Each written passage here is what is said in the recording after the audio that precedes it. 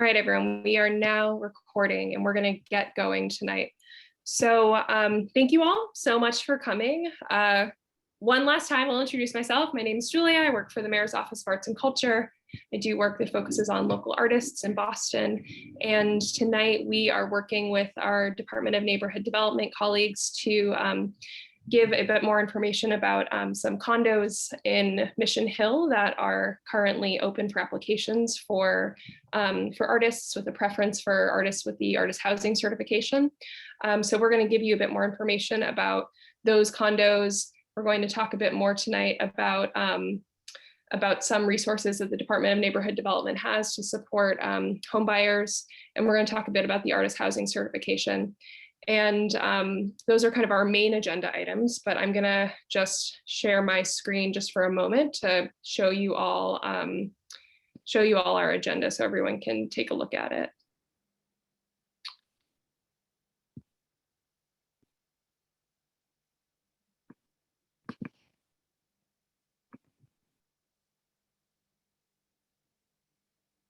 Can everyone see my screen? Okay, great.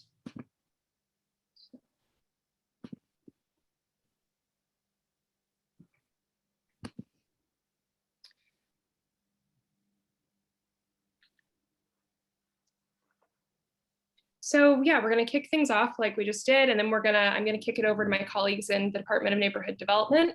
I'm going to follow that with a presentation on the artist housing certification and just a tidbit about staying in touch with our office. And then I have a colleague here also from the Boston Planning and Development Agency who's just going to quickly touch on their income verification process.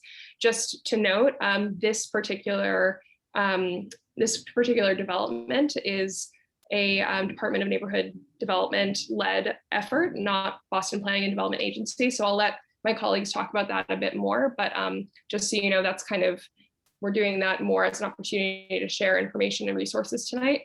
And we'll follow that with as much time as possible for Q&A before we close out at 8 o'clock. So with that, I am going to be kicking it over tonight to my colleague, Jeff, who works in the Department of Neighborhood Development, and he is a program manager with the Boston Home Center. So Jeff, feel free to take it away.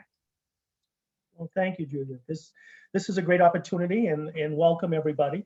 As she mentioned, my name is Jeff Alkins. I'm a program manager with the Boston Home Center. For those of you that don't know what the Boston Home Center does, we're basically the mayor's office in its neighborhood development, and we deal with homeowner and home buyer resources. So one of those resources which we're going to discuss today is the affordable housing lottery format, and more particularly the Terrace Street Artist Condos. Terrace Street Artist Condos is being offered through our Neighborhood Homes Initiative program, which is the vehicle in which we advertise the lottery of affordable housing projects as they come up. With the Terrace Street Artist Condos, you'll be looking at 14 condominiums in Mission Hill, and they will consist of 1 and 2 bedroom units. The 1 bedroom units are priced at $225,000, and the 2 bedroom units are priced at $250,000. They are income restricted, and they're restricted by household size. So what we hope to get across today is the application process and what it entails, so that you can be successful in submitting an application and then entering into the lottery by having that completed application. Each lottery property has an application deadline, and in this case the application deadline has been extended, and it is now July 30th, in which all completed applications have to be in to be eligible for submission. So that's the target date. And as far as what an application would consist of, the flyer has links so that you can get access to the first criteria is being an artist and getting your artist certification, because each lottery will have its restrictions, but in this particular one, there is also an artist restriction. So that's the first and foremost to be entered into it, and will require a copy of that certificate to be added into the file as part of your application. The lottery applications are pretty standard. They will list all the documents that are required right in the application package with a checklist, so you can check them off as you go on. And if some document in the application package doesn't apply, you just put non-applicable next to it and move forward. The program manager, when they receive the application, may question it, but they'll be determined if it is applicable or not once they get the packet in. But it avoids any confusion for the screener or the reviewer when they get the application as to why something may be missing in the packet. Because they are income restricted units, we have to verify income and assets. So we'll request your current income information for the most recent 60 days. In some cases, if you're self-employed, we may have to require profit and loss forms to substitute for that. But then the other documents which would apply would be standard. They'd be your last 3 years tax returns, so that we can verify the income's consistency going forward, because the last thing we would want to do is put you in a situation in which you enter into the property and then it becomes unaffordable for you later on. We also look at your assets. So we'll ask for bank statements, retirement statements, any document that you reserve money in to be used towards the purchase or for your savings purposes will have to be verified. But again, that is standard for all our application processes. So that's not something that would be particular to Terrace Street Artist condos, but it's in all products.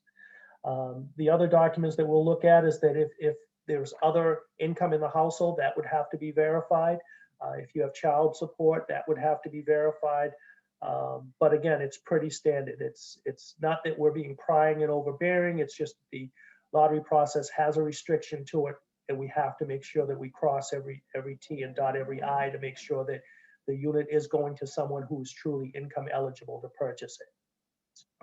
In addition to your incomes and assets, we want to make sure that you can get the financing to complete this project, because it is a lottery.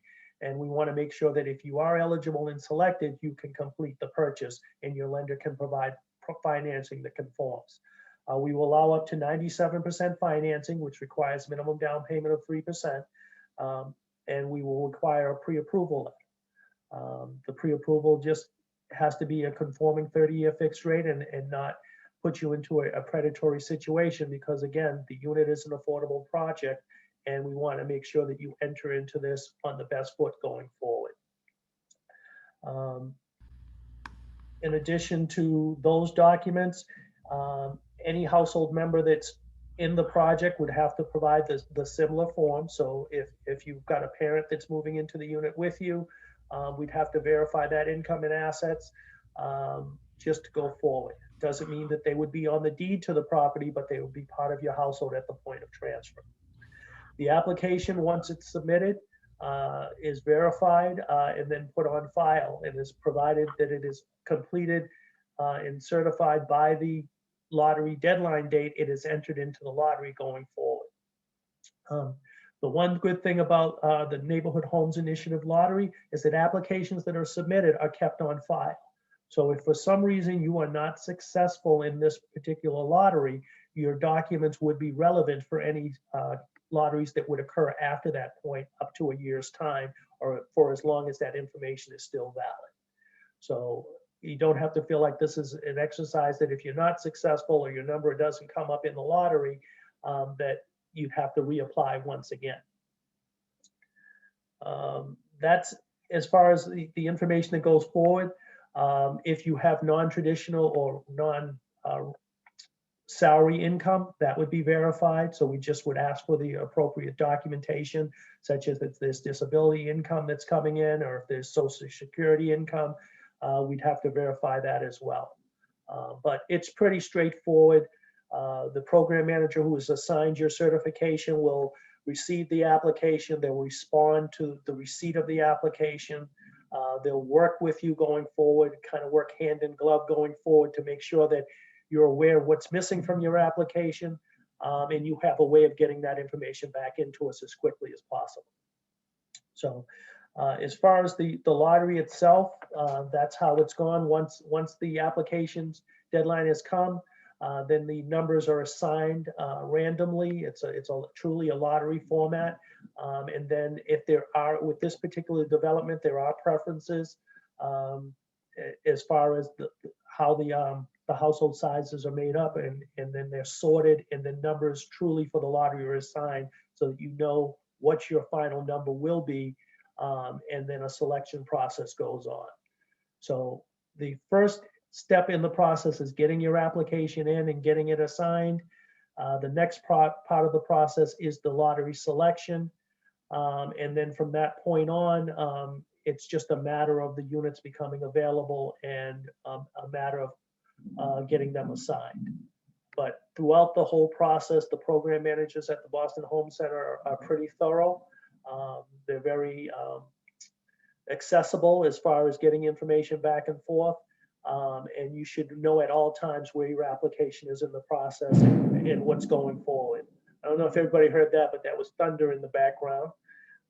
It's great to be in New England. So that's the lottery format. We'll have the time for questions and answers after that so that we can address anything that wasn't handled. As far as how our Boston Home Center normal programs fit into the process, we do have down payment and closing cost assistance loans, which can fit into this. And we have the One Plus Boston program that fits into this. The only thing I would caution you on is that each different program may have different income restrictions and document application restrictions, and not to confuse everything into all in one, but just to follow the guidelines of each program application as it is presented. We do have the ability to share information internally as far as income and asset documents once they're entered into the system, but each program that you would apply for would have its own application and have it submitted through its own program and program manager. But once those requirements are met, the sharing of information internally can take place, but eligibility is determined individually. But the layering can take place after the fact once you are income eligible for each program as it proceeds. So all in all, there's a path to ownership, there's a path to down payment and closing cost assistance, and there's a path to a very creative first-time home buyer program like the One Plus Boston program.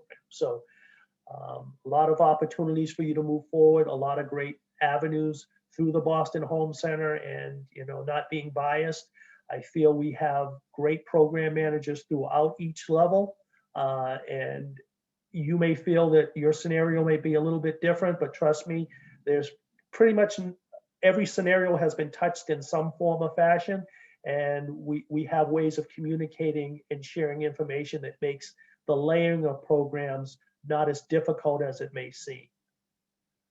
So with that, I will pass it off to my colleague and my deputy, Maureen Flynn, and she can share some more information with you.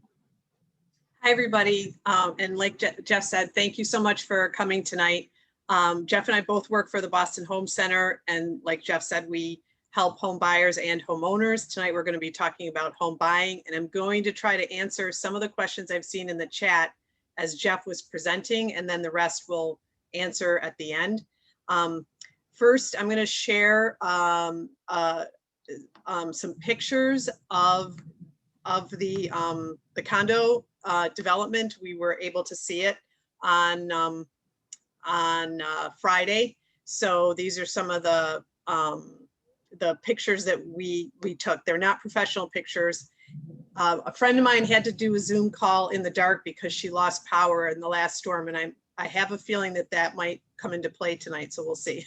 So anyway, so okay, so there's two buildings that are a part of the lottery, part of the same development. They're literally down the street from one another. So the first building is 40 Terrace, and this is a picture of 40.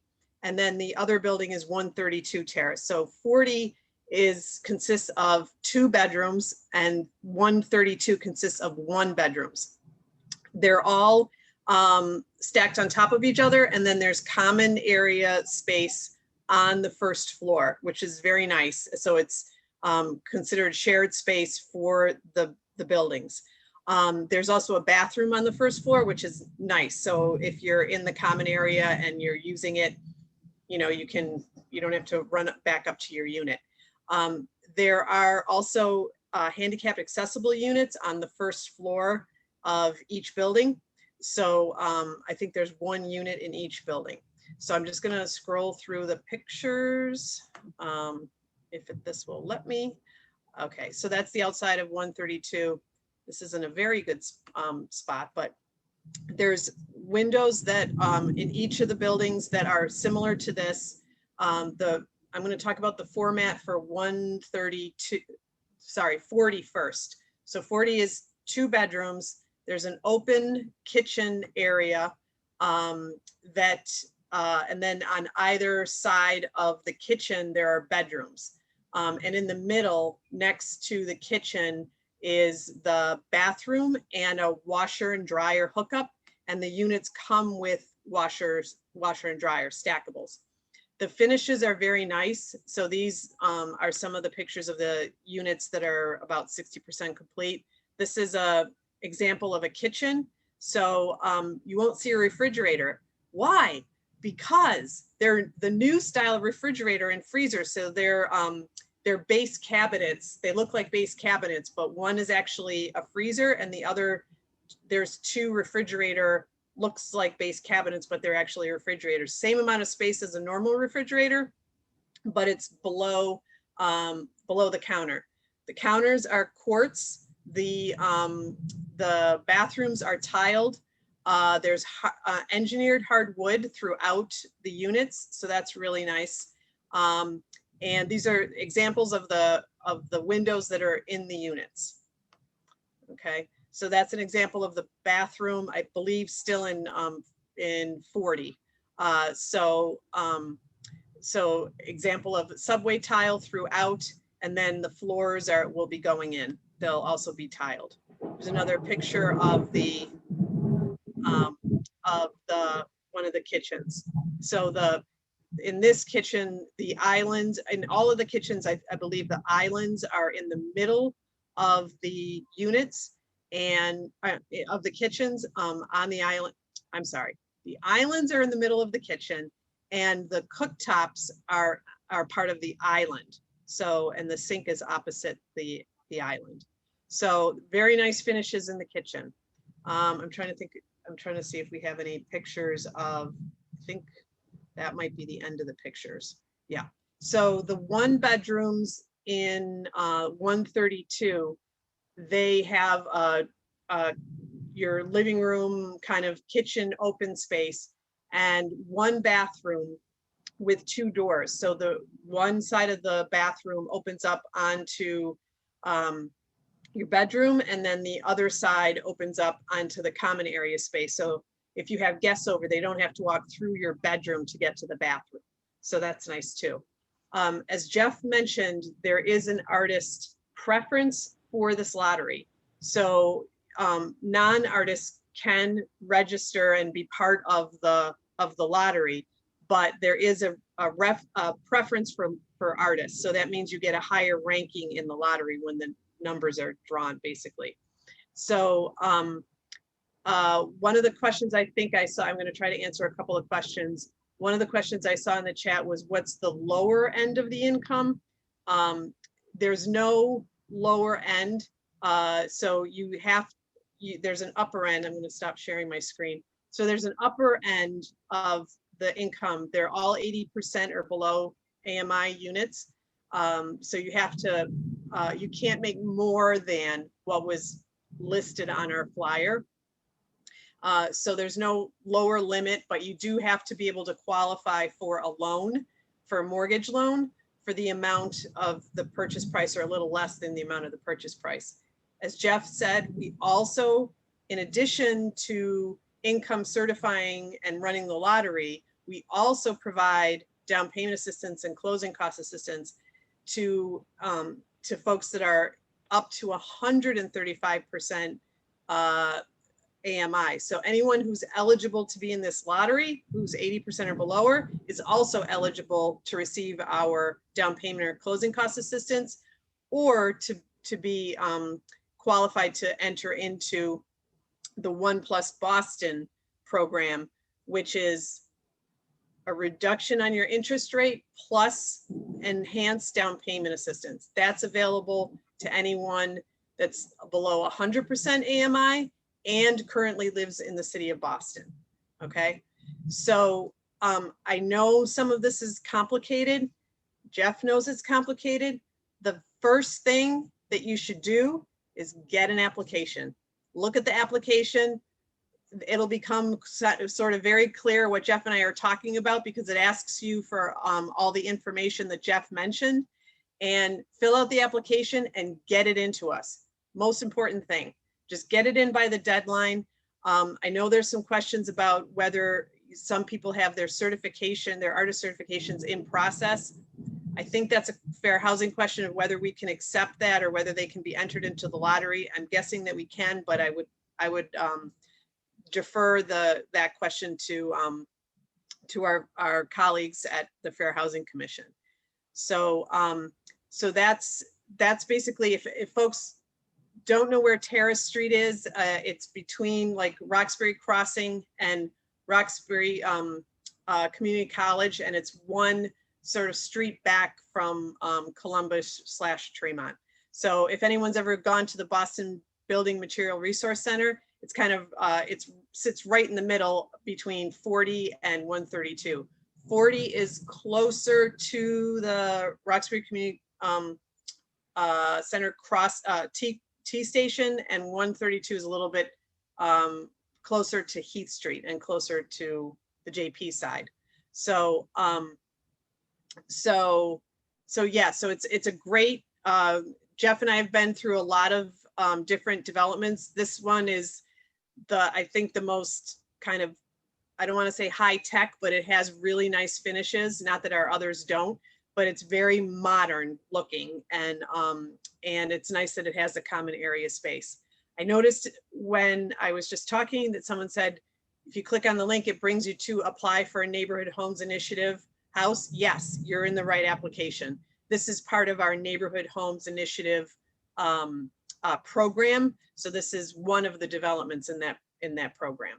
So you're in the right place if you got to the link that said apply for. So I'll stop there. I know I talked really fast, but I was hoping that the lights would stay on for the presentation. And I can't remember who's next, but I did stop sharing my screen. So that's great, Maureen. Thank you. I will take over and do a little presentation on artist housing certification and answer everyone's questions about that as well. So I'm just going to share my screen again. And for everyone, if you haven't gotten to your questions already, we certainly will get to them at the end of our presentation. So just hang tight. We'll go through all of the questions in the chat and make sure they got answered.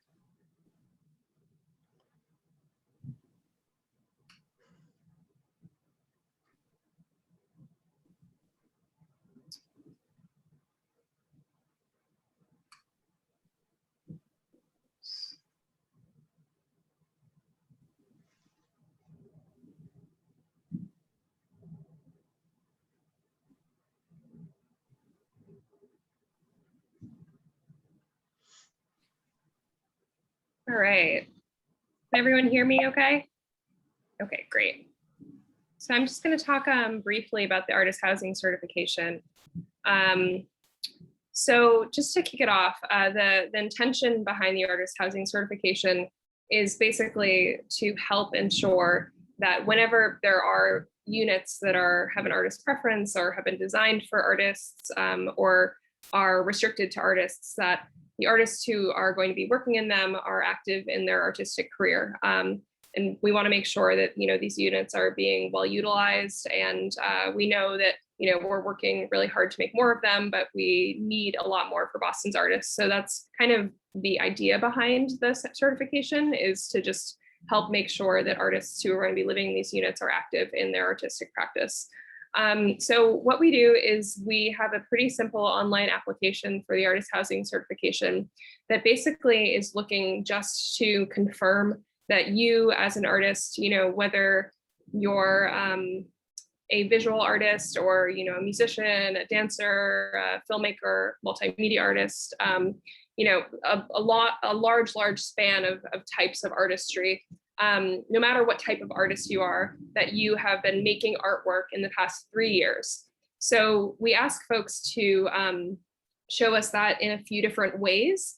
And if you can do one of those ways, we approve your application. So I'll get back to that in a second, but I did just want to start by saying that We try, really hard to make the application really simple and just looked for proof, so to speak, of the fact that you've made art in the past 3 years. So you can find the housing certification on our website, and I'll drop that into the chat. But just so you all know, our kind of ongoing schedule for reviewing applications is every other month. So every other month, the week following that month ending, I review all of the applications that have come in over those 2 months. So right now, we just sort of had a deadline, so to speak, of the end of June, and I'm reviewing those applications right now. That said, for this particular condo opportunity, we have been working with the Department of Neighborhood Development to make sure that anyone who applies in advance of the July 30th application for this housing will be able to get their artist housing certification if they're eligible for it. So anyone who's here tonight and doesn't have a certification, we'd love to see, one from you as soon as you can get one in, and we are happy to make sure that we can work with you to get that approved in time for this particular condo opportunity. So who's eligible? I kind of touched on this, a little bit before, but it's pretty broad. We are excited to see applications from artists across artistic disciplines, whether you're a visual artist, a performing artist, a literary artist, or a multidisciplinary artist. We include in visual arts, architecture and design, and we include, graphic designers. And we want everyone to know that our intention here is really to help artists who are, working on their own, who don't have dedicated workspace through their employer, find an opportunity to actually have workspace and live space at the same time.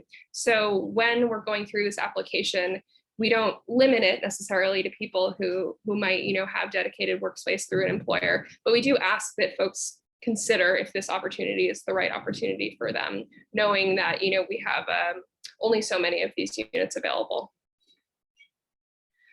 So applications are reviewed basically in a nutshell on ensuring that you have shown us that you have made work in the past 3 years. So whether that's through work samples that have a date on them that we can just look at and say, okay, those pieces of work, those, films, what have you, were made in 2019, great.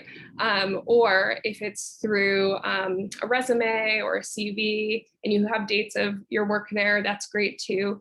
Work on a CV or a resume doesn't necessarily have to be like you published a book or you had an exhibition. It could also be educational opportunities related to your artistic discipline, or opportunities to show your work, share your work with the public. It could be shows, it could be, kind of like anything that was related to your artistic practice that you've done in the past 3 years. You could even submit something really informal, just a list maybe of things that you've done in the past 3 years related to your artistic discipline, just so we can see that you really have been active recently.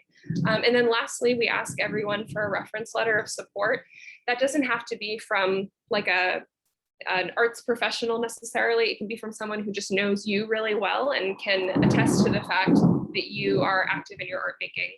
And after you get your certification, you receive a letter. It's a PDF letter that you can hold on to that basically says, you've been certified, and your certification lasts for 8 years. So once you have that letter, you're good for 8 years, and you can apply for any opportunities that come up that are have the artist housing certification preference. And when that letter expires, we just ask that you reapply again so we can see that you're still continuing your artistic practice. The way that we stay in touch with you about units that might become available for artists with this certification is that we add you to our city artist resource desk newsletter. So anytime an opportunity comes up, you would get an email about it. And we would also encourage you to sign up for the Metro List newsletter that aggregates affordable housing opportunities in general in Boston, so that you can be aware of those, whether they're restricted to an artist or not.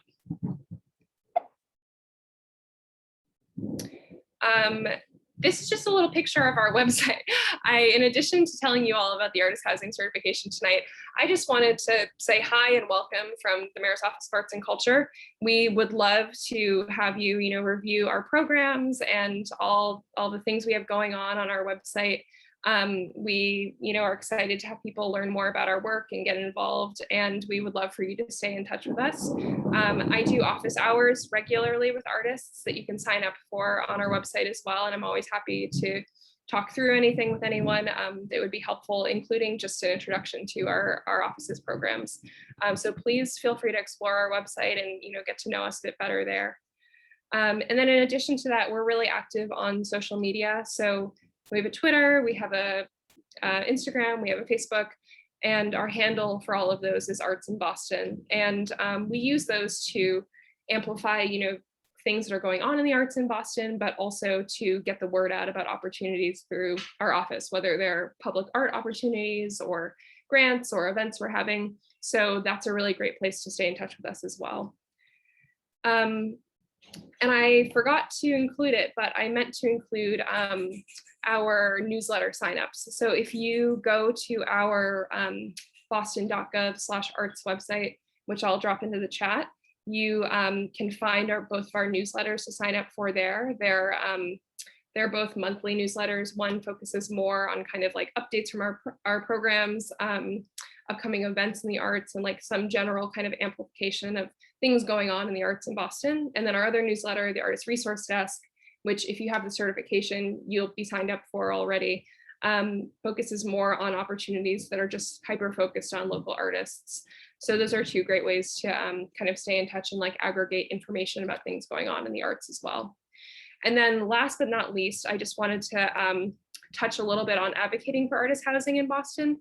So it's really helpful for our work to have people, to be hearing from people in the community and to have people really involved with their community processes around advocating for having more artist spaces in Boston. So there's a few good ways to get involved with that.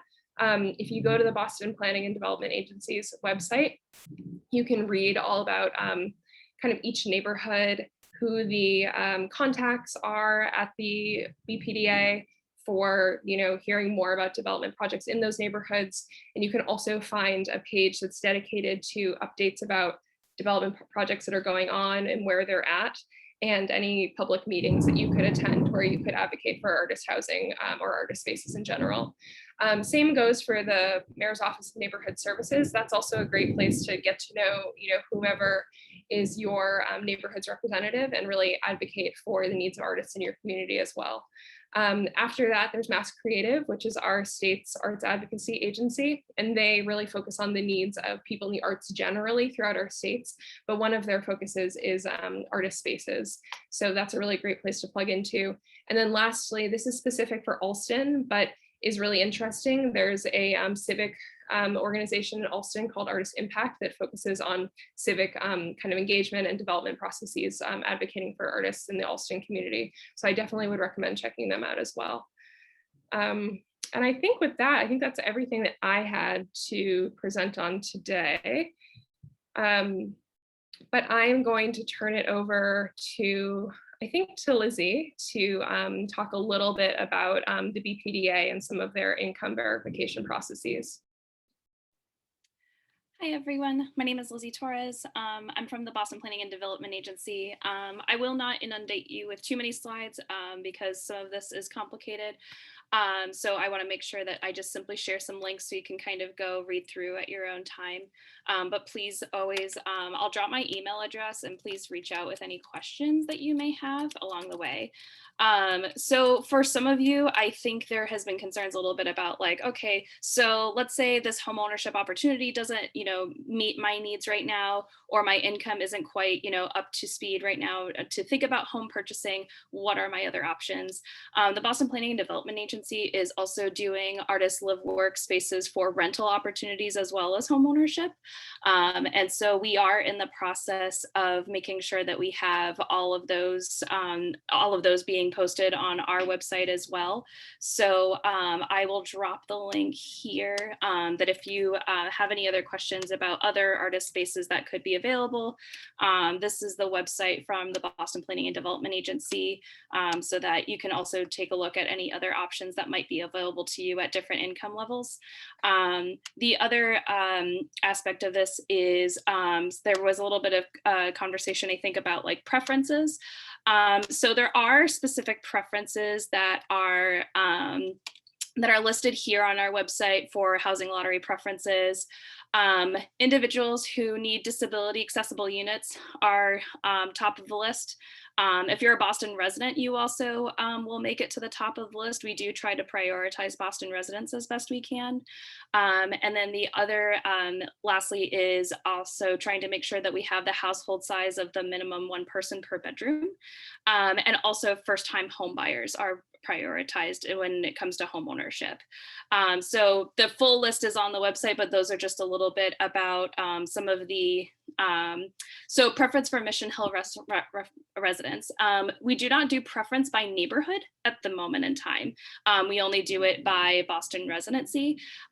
So that's just something that our program doesn't currently cover, any sort of neighborhood preferences at this time. So if someone works in Boston but lives elsewhere, that does not count, correct? So unfortunately, our priority is if you were a Boston resident. However, if you are not a Boston resident, you are still able to apply, but you may not be considered first pick in the lottery, because we do try to make sure that we prioritize Boston residents as possible. So that is the, let's see, kind of current rented unit become retroactive. So unfortunately, we don't have a way of putting an artist preference on any current rental units. These are only for housing that is built for the exclusive purpose for rental units that are built for the artist live work preference. But any income verification that you would do with the city of Boston, your inclusionary development policy and your rent for that particular unit would be income capped for the entire duration that you do stay there. So you would enter in with a certain income, it would have that certain price cap, and that would be the price cap that you would expect from a year to year, even for releasing or recertifying every single year. So if you have any other questions about any other artist live work housing lottery preferences, I'll also leave you all with the income caps along with the expected rents that you would be paying in any of our inclusionary development policy artist live work units, so that you have an idea of what kind of prices you would be paying along with the income that you have. And there's all sorts of income calculation packages, so that if you're not sure about, I don't know how much I have in assets, there's an actual paperwork that you can actually fill out, and it'll help to determine to you like what we would be looking at, what kinds of paperwork we would be requesting, both for affordable home ownership as well as affordable rental units. So that's all I have for mine. So let me know. Awesome. Thank you, Lizzie, so much. We, I think, are ready to just start answering questions for the rest of our time tonight.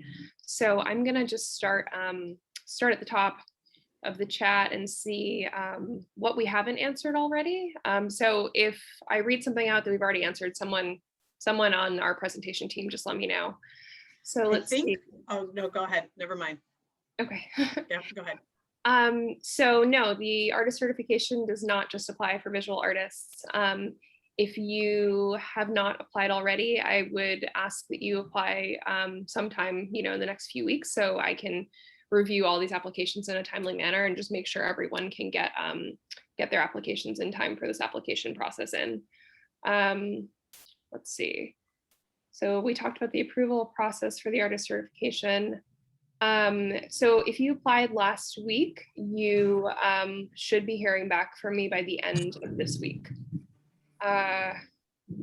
Let's see, what if you're furloughed due to COVID? What if you've been a full-time artist since furlough? So I'm not sure if we got to that one already.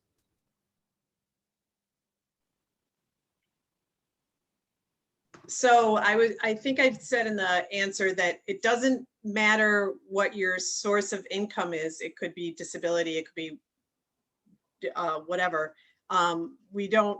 Your source of income doesn't, sorry about the dog, but you do have to be able to qualify for a first mortgage. Jeff, do you want to say more about that while the dogs Yeah, are? I got you, Maureen. Yeah, it comes down to just qualifying for your mortgage. If your income, you've got a gap in your income and you're still able to afford the mortgage financing, you just have to document the gap and move forward. What we found is that during COVID, a lot of income, there are a lot of income gaps, but some of that income gets supplemented through stipends and things of that nature. So we've been able to pull it together. The key is that pre-approval from the mortgage company. Awesome, thank you. So our next question was, what is the lower limit of the income for being qualified? I think we touched on that one already. That would be the same answer. Yep. What is the square footage? I believe someone dropped that into the chat, but those are, I think, listed on the website that Lizzie shared in the chat as well. I don't know the square footages off the top of my head. The chat says 750. Okay. I'm dropping it again now for you. Thank you. Will artists be available to visit an example unit before or whether they apply for a unit? That would be no. What happens is that we only show the units to individuals who have been selected in the lottery, and we do it in an open house format. Let's see. So no, there's not a preference for Mission Hill residents. I believe the application link has been dropped into the chat already. Where is the work area and how big is it? The common space area is on the first floor in both buildings. I'm going to say that the room is probably about, I'm guessing, remembering here, probably about 12 by 12 or maybe a little 15 by 15, something like that, with large picture windows. So there's a lot of light coming in, especially from that side of the building. Mm-hmm. Great.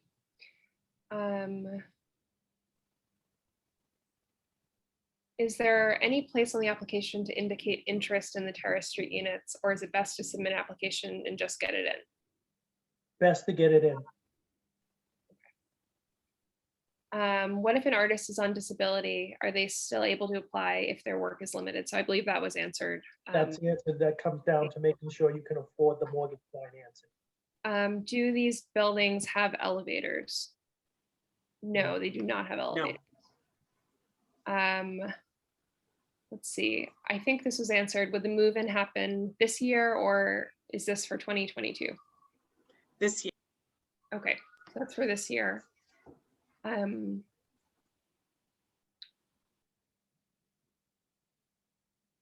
So when will the lottery winners be notified? I think that was touched on in our presentation. Loosely, we try to have the lottery at least within 30 days within the deadline, and that largely depends on the number of applications that have to be reviewed as eligible for the lottery. Okay. And then how long do you have to accept or decline? That kind of falls into the whole format of how many people are in the lottery, who's selected, when the open house takes place. But typically, it's not a big push to get someone to make a decision, but we do allow a reasonable time for someone after they've seen the unit to commit to doing it, because we have to update documents to make sure that they're still eligible to proceed. And we don't want to hold up the units unnecessarily if the person is not going to go forward, because we need to move to the next person. But it is a reasonable period of time. It's usually a couple of weeks. Great, thank you. So not minutes. No, not minutes. It's not. It's not one of those things. The minute you see it, you gotta buy it now, or it's going away. We are reasonable. So our next question was: is the Boston Artist Certification the same as this or different? I'm assuming that that question is directed toward the artist housing certification, and yes, those are the same things. We just changed the name. Same thing though.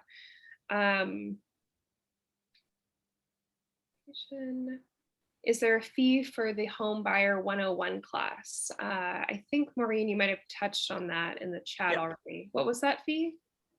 Well, it depends on who you take it with. Okay. They're generally between $25 and $50. Someone referenced one that cost $100 because it was, all online and you could take it when you wanted to. So it's between 25 and 50. They're all virtual right now, which is nice. You don't have to go in person.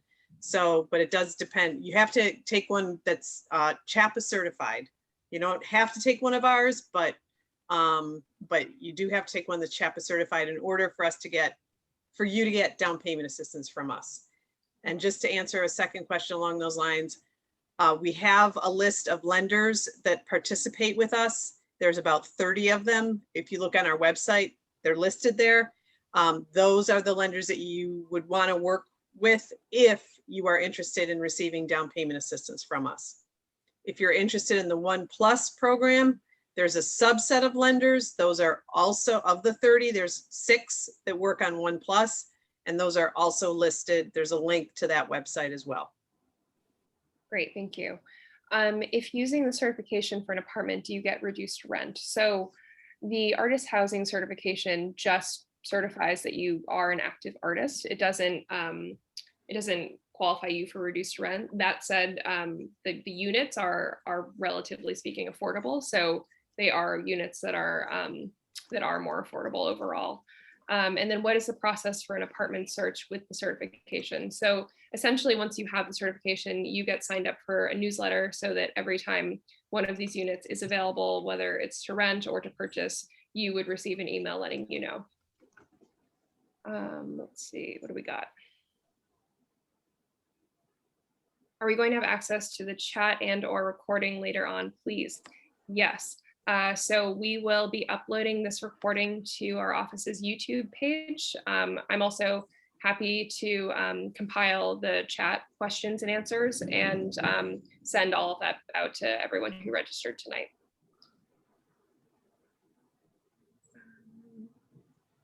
If you owned a home in the past, do you still have to take the home buying course? Yes. Yes. Okay. If you want down payment assistance from us, yes. Okay. Yeah, okay, so we already answered that one. If someone works in Boston but lives elsewhere, that doesn't count, correct? Correct. Okay. If you owned over 3 years ago, you are considered first-time homeowner. Do you still need the home buying course? Yes. Yes. Okay. The home buyer certificates are good for 3 years. So Okay. if you've taken a class within the last 3 years, you're still good. And if I might add, taking the class opens you up to some information that you might have overlooked or might have changed in the last few years that helps you link programs together. So it's not a wasted effort. In the requirements of this application, it says to bring current letter of pre-approval. What is that? Where can I get it from? I've never owned a home before. Yeah, so a pre-approval letter is something that a lender gives you. It basically tells you how much you can afford to purchase. That is explained in an HB 101 class. So if you are really interested in this process, you can, our application does require a pre-approval letter, but you can call and talk to someone at the Boston Home Center or send us an email. But you can just start by looking at our preferred lender list, calling a lender that's on that list and going to talk to them. They are going to require you to take an HB 101 class, but at least you'll start the process with them and get some questions answered. Don't talk to a realtor first. Doesn't matter if you're coming into our lottery or going to buy something else, not the realtor first, the lender. Find out how much you can afford first before you start looking. And I guess on that topic, this next question is, what will be the ballpark of down payments and monthly mortgage costs? That really depends on your situation. So, so if you're financing most of this and the cost is around $200,000, I'm going to guess your mortgage is probably going to be around $1,000 or probably a little bit more. Our down payment assistance, because they're condo units, you can get up to $30,000 from us. So it's a pretty good amount of down payment assistance. We do it based on need. So if you have money saved up and you don't need it, then we don't give it, but most people need it. So, so you can just apply and work with us and we'll help you figure out if you need it or not. And just to expand upon that, just taking the purchase price of $225, you're looking at about a $6,700 down payment with 3%. Half of that has to be your money, so you divide that in half. So relatively speaking, it's not a lot of money to get in there, and there are a lot of different combinations to come up with that money. So you're not looking at $20,000, $30,000 as a down payment here. So our next question was, if the property increases in value, are we entitled to the equity, or do we forfeit that due to the income cap? So there's not shared equity on these. There's a deed restriction that makes, because we've invested a lot of funds in these units, we want them to be affordable long-term for the next buyer too, not just the first buyer. So when you go to resell, there's a max resale price, we call it, that you're allowed to sell at, that's basically affordable to the next 80% buyer. So you do make a profit, and it's not considered shared equity. So you definitely make a profit when you go to sell most times, unless there's some extenuating circumstances like another housing crisis, but I don't think that's going to happen anytime soon. So you would make a profit, but the price that you can sell it for is capped at basically you're earning about 3% a year over time, and then it's capped at a certain amount so that it's affordable to the next buyer. Awesome. And then let's see. Justin, wherever you are, I just checked your application and it looks like we sent you your letter a few months ago. So I will send you an email with that again. If the application makes us eligible for other lotteries, are we entered automatically, or do we have to notify you which we would like to enter? You're automatic with the Boston Home Center. If it's an NHI lottery and it's in the same income and same purchase price range, you're automatically entered. So as long as it's an 80% lottery, then we're going to enter you back into that property. But now if these properties are priced reasonably lower than some of our other lotteries. So for instance, if a lottery comes up at a higher amount, we just have to make sure you can get us the pre-approval letter to go up to the higher amount. But we would reach out to you and let you know that you need to update your pre-approval to go into that other lottery. Awesome. Do you have a list of preferred lenders who are familiar with this program and the irregular ways artists earn income? If you want our down payment assistance, you have to choose one of our lenders. You don't have to choose one of our lenders to participate in the lottery, but it does have to, the mortgage that you get has to be what Jeff referred to as a conventional mortgage. So it can't be something that's going to take advantage of you. So, and we will review your pre-approval letter and let you know if there's anything that looks weird about the loan that you're trying to get. Great, thank you. What company / bank is processing the mortgages? So if you look at our list, there's about 30 lenders that are doing mortgages on affordable and non-affordable units. So working with first-time home buyers. So there are big banks like Citizens and Santander, and then smaller banks like the City of Boston Credit Union, Cambridge Trust, Boston Private. So there's a range of large and small banks that are participating with us. So it's good to go and talk to if you have a relationship already, like you have a checking account or you do some business with one of the lenders on our list, go in and talk to them. Great. And if I could add one point to that, if you do have a relationship with one of our participating lenders, you will see who the point person on that list is, so that, let's say Jane Smith is your relationship person at ABCD Bank, you can see who our point of contact is and have those two interface, so there's no misunderstanding about what you're trying to do. What are the monthly HOA fees? Good question. We should get back to folks on that. somebody asked if pets were going to be allowed and if there were noise regulations. We don't know the answers to those, but we'll get back to you on those. Great. So yeah, we'll compile answers to questions, you know, and including the ones we don't have time for today. And then I think the last question we have time for today is often artists' income changes a lot between years. Is there a large if there's a large discrepancy, do you use an average or just the past years? Well, for the certification process, it's again how you report your income. If you're using self-employment income, we do look at a three-year average if there's some inconsistencies, but we try to be fair and make sure that the income that you're earning now, forecasting forward, is going to keep you income eligible and support the purchase.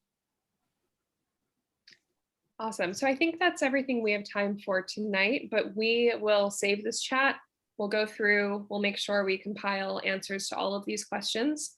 And we will send out a link to the recording of this presentation tonight and to the Q&A to everyone who registered. So we will work on that and get that to you as soon as possible. And I think with that, it's 8 o'clock. Can we just so homecenter.boston.gov. That's your main place for information about everything. Scroll through to home buyer resources and you'll find a lot of answers to your questions, the participating lender list, the application, which you don't know that you're going to be filling out until you scroll down to about the 3rd page. So don't get too confused. And we have the application in 10 languages. So if you need it in another language, look on our website. We have the application in 10 different languages. Awesome. So thank you all so much for joining us tonight. It was great to have such a good turnout and you know, see this excitement about these units. We will send out all the follow-ups that I mentioned, and I wish everyone just a good rest of your evening. Thank you for joining us. Thank you.